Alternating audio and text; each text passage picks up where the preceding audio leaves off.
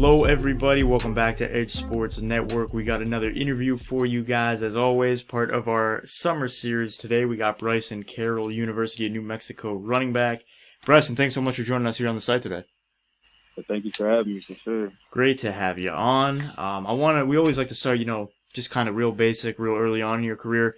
What kind of got you hooked on football? Do you kind of remember your first memories of the game? It started when I was young. My dad's actually a head football coach, high school coach. Mm-hmm. So I've been around the game my entire life. But it started when I was 5 years old doing flag football. Mm-hmm. I remember that like it was yesterday, honestly. Yep. I mean, the time kind of flies, and before you know, you're on the college field as you are right now. So I know, yeah, your dad was your high school coach as well. I mean, when your dad's kind of the coach, you feel a little bit of added pressure there to kind of perform? A little bit, yeah, for Mm-hmm. sure. But it's also, very helpful, very useful to have him around at home as well. So it helped me, gain knowledge around the game in a lot of different ways that I wouldn't have otherwise. Oh, for sure. And I know in high school too, you were just kind of the all-around athlete. You also ran track. And I know, you were a district offensive MVP as a senior. Also academically too. I mean, 4.0 GPA, that's not too bad at all. I want to talk a little bit about your track background. I mean, does that kind of help you on the football field? And if so, in what ways did that kind of translate over? Oh yeah, for sure. Track. I think I remember I saw something with Christian McCaffrey. He was doing track workouts on the side, and I really do think it translates because, the track speed it translates to the football field in a lot of ways, especially in the open field. For me, Mm-hmm. I think that's the main part of my game that helps me out. Mm-hmm. And I really think track workouts in general I think help you be a better athlete all around. I would say it definitely kind of showed up on the field, in your high school career there and in your college career so far. But I mean, in high school, you rushed for over 2,400 yards as a junior and senior here. And I know you also played your fair share of quarterback. I mean, you were this great kind of dual threat quarterback. You came into New Mexico as a QB. We'll get into that down the line here. But I know also, coming into college, you redshirted a season here. I mean, how was that experience for you? I've talked to a bunch of guys who have redshirted. Everyone seems to kind of have a different story when it comes to taking that route right there. Did you find that to be beneficial, or was it kind of tough to get through? I mean, what were your overall thoughts on that redshirt experience? So my freshman year was actually really crazy. Actually, Mm-hmm. we lost 3 to 4 of our quarterbacks during the season, so I ended up playing my freshman year when I was supposed to redshirt. At Tulsa, I played one game, and then that was the year before the redshirt rule came in, and I ended up losing my redshirt that year. So the following year, I ended up redshirting when I moved to running back. So it helped me with the transition for sure. Mm-hmm. It does. Both of those years are kind of tough when you come from being in high school playing 24/7, and then you go to college, and then you're sitting there, on the sideline and just learn a lot of learning. It is Oh, a yeah. lot of learning, but I will say now that I'm older, it's for sure helpful. Mm-hmm. It's something that it's like in the moment it feels, it sucks, but at the same time, like when time goes by, it for sure you can see the benefits of it. No doubt. It's kind of one of those things where, at the time you might not realize it, but in the long run, I found that, a lot of guys kind of find it beneficial. They're glad they took the redshirt season. Yeah, I mean, I'm glad that it's worked out for you so far, obviously. And I know, going into New Mexico, I mean, it's a school on the radar, D1 football. I mean, it's no small school by any means. What kind of had you settled on New Mexico to kind of continue your college career?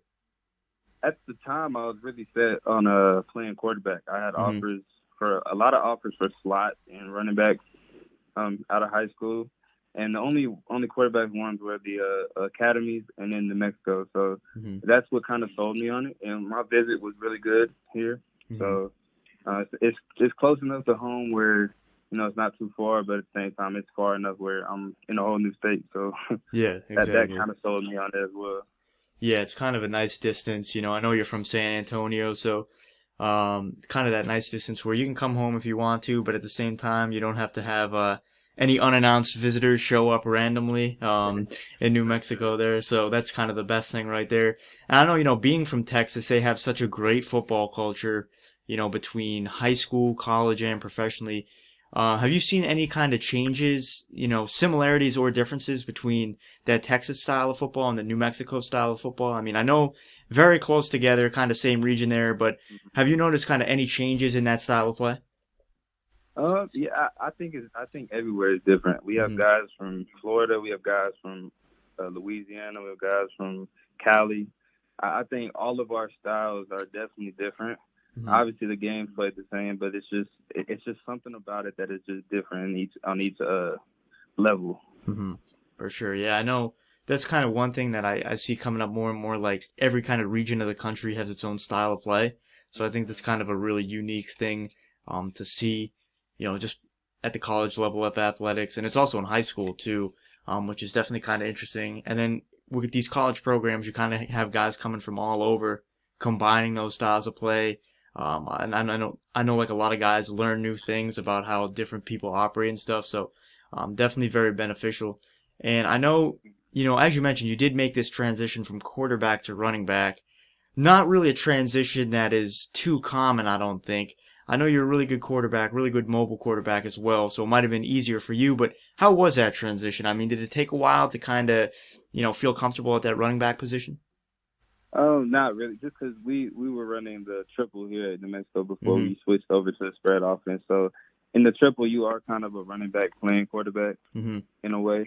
So it wasn't too much of a transition. It's more just a transition of the entire offense Yeah. going to a spread offense more than it was like quarterback to running back for me. Yeah, and I know this past season, I mean, this was your first season where you kind of really got full opportunities, full reps as a running back. You had 105 carries for 536 yards, a couple touchdowns. As I said, in your first season of really kind of being at that running back position full time.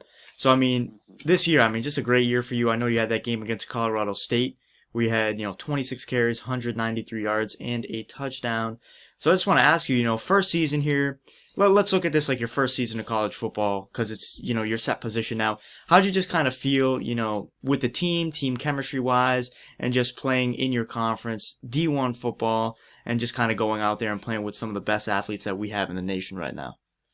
Yeah, man, it's honestly a dream come true. And our conference, the Mountain West Conference, Group of Five conference, but it has some Power Five caliber guys out Yep. there. Every week our opponents are going to be tough. And Hmm. it's a really good experience. I'll say that it's definitely what I dreamed of growing up.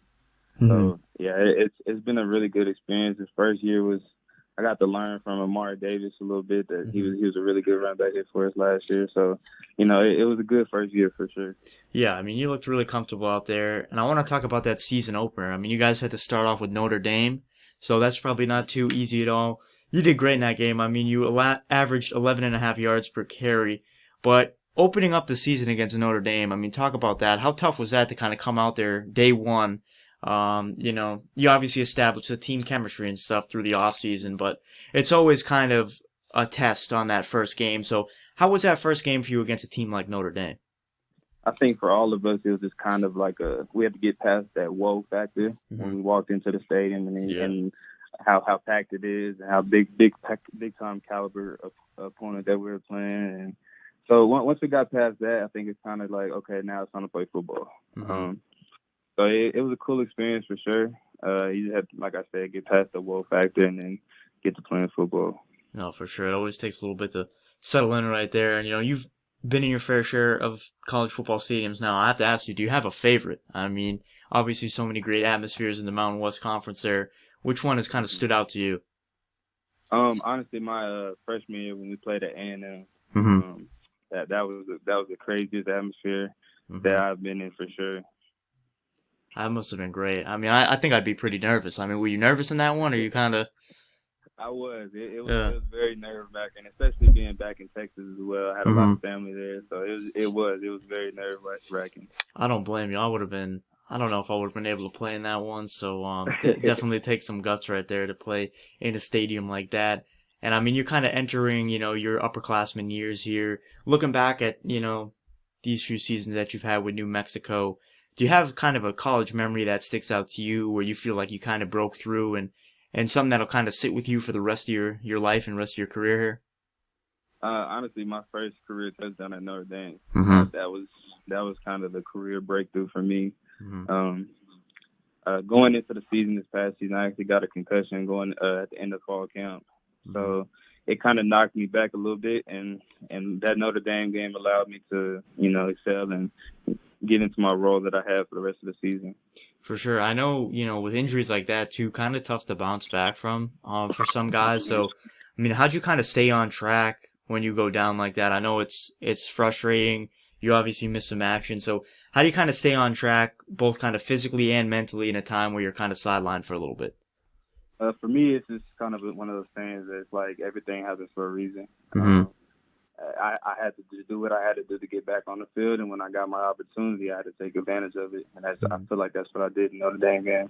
Yeah, you definitely did, and it's kind of just taking things day by day. I think that's kind of what I've realized. It's kind of the best way to do it. And I know, looking at your career here, as I said, you are entering, your redshirt junior season. You'll be one of the leaders on this team, even more so than you were last year. What do you kind of looking forward to this upcoming season? Hopefully we get it started on time. I mean, that's probably goal number one right there. But what are you kind of looking forward to this upcoming season for yourself and this New Mexico team? I'm looking for us to get back on that winning track. The year before I got here, they had 2 winning seasons where I went to ball games back to back, and I'm looking to, play my role and do what I need to do to help this team be successful. For sure. That's always a good goal to have right there. And I know you guys definitely have the potential to do so. Brand new season, so kind of a clean slate here. And, just a chance to kind of redeem yourself, get back on that winning streak right there, and definitely have the ability to do it. I always like to end the interview, a few fun questions and then one question that you might have thought about here. Before we get into that, I wanted to ask you too, I always like to focus on community service. I know you did the Readers Make Leaders program kind of about a month ago now. So for people that don't know about that, can you kind of teach them a little bit about what that's all about, what you kind of focus on in that program right there? Yeah, so with Corona going on right now, we had to do it over Zoom. And all it is just raising awareness for kids to read at a young age and trying to encourage reading for parents as well. So what we did is just hop on a Zoom meeting and had people join it. And, we just had me and this softball player from here. We just hopped on and we read a couple books and just talked about the importance of reading, and then led them in a quick little workout. And it's just all about reading and expanding your mind and just everything. Just making sure that the parents know that it's important as well as the kids. No doubt. I think it's great to kind of do that too, especially in a time like right now, because, obviously a lot of uncertainty.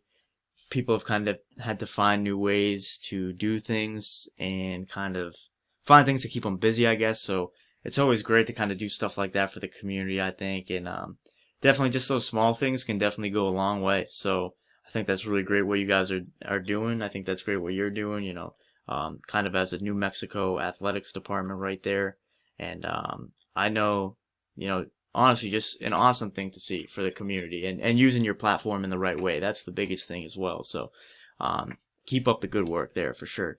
And I know you're also majoring in education too, so I'm sure that kind of fits right in with everything going on that you're kind of doing in school. So, but yeah, now I want to kind of just get into these fun questions here. I mean, if you could score a touchdown against any NFL team, what team would that be and why? It'd be the Cowboys. I don't truly know why we have so much hate towards the Cowboys, but my dad has instilled that in me since I was young. He hates the Cowboys, so it'd be cool to score against them for sure. I find that a lot of people do hate the Cowboys. I mean, what team are you supporting out there? A Texans fan? Or? I'm actually, so if I had to pick a Texas team, I would for sure to pick the Texans. But my favorite team is the Eagles. All right, okay. Philadelphia. I'm not gonna lie, I'm a Patriots fan, so I still got a little bit of hatred for that Super Bowl. But but yeah, I'll give that one to you guys, I guess. That was just a tough night for me, but I can't get greedy. We've had enough success, so congrats on that. I got a few friends from Philadelphia, and they are definitely not shy about reminding me of that game. So yeah, for sure. So we don't need to talk about it here. I'll tell you what, we don't need to save that for another day. But my second fun question for you right here is if you could sit down, have lunch with any NFL player, past or present, who would it be and why? It'd probably be Barry Sanders. That's a good one. Yeah, he was amazing. Mm-hmm. Obviously, I only got to watch him kind of off of like old film and just highlight tapes and stuff. But yeah, I really want to know what his workout routines were. You know, what he did, how he took care of his body, just stuff like that. For sure. I mean, not a bad role model to have. I'll tell you that, especially at your position. So, definitely be a cool guy to sit down and have lunch with. And I think you are the first person to say that as well. I've asked that question a lot of times. So, I mean, there's so many guys to choose from. So, I'm sure we'll get some duplicates though, but we'll see what happens down the road. And then to close up here, I mean, toughest question of the interview right here. You might have thought about it, you might have not. But let's look 5 years down the road, 2025. I mean, what would kind of be the ideal situation for yourself? I mean, when you think of, right down the road here, right down the future, I mean, it'll be here before you know it. I mean, as you said, you remember your flag football days, so 5 years is nothing. But Yeah. where do you kind of see yourself? What would be the ideal situation for Bryson Carroll? And obviously, being a college football player at the level that I'm at, the goal is obviously to work your way onto an NFL roster. Mm-hmm. But if that doesn't ever plan out for me, I hope to be a high school football coach and a high school teacher back in Texas somewhere, and that's where I see myself in 5 years for sure. Always a good spot. A couple of solid options right there. And then, of course, you make it to the league. You can always come out of the league, be a coach as well, go into teaching. Your options are definitely open after that for sure. But Bryson Carroll, I mean, congrats on a great season this past year. I hope you guys get started on time this year. And, I mean, thanks so much for joining us on the site here. Loved having you on. We'd love to have you on again. Yep, thank you. Appreciate it. No problem at all. We'll put your Twitter down below so people can go follow your career here at New Mexico and onwards. And we'll also put a link to the New Mexico football website so you guys can check that out for news and updates. But guys, thanks so much for joining us here on Edge Sports Network for another interview. And as always, we'll see you guys next time.